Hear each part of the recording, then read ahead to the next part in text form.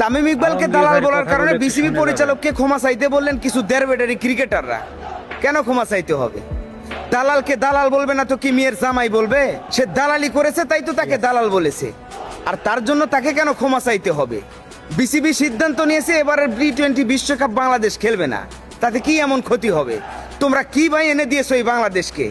লক্ষ লক্ষ কোটি কোটি টাকা খরচ করো, আজ পর্যন্ত একটা মাটির কাপ আমাদেরকে এনে দিতে পেরেছো? বেশি ফাল পাইরো না। প্রয়োজন পড়লে ক্রিকেট খেলাই বন্ধ করে দেব, তারপরেও কোনো দালালের দালালি চলবে না। এই জন্যই আলমগীর ভাই আপনাকে আমার এত ভালো লাগে।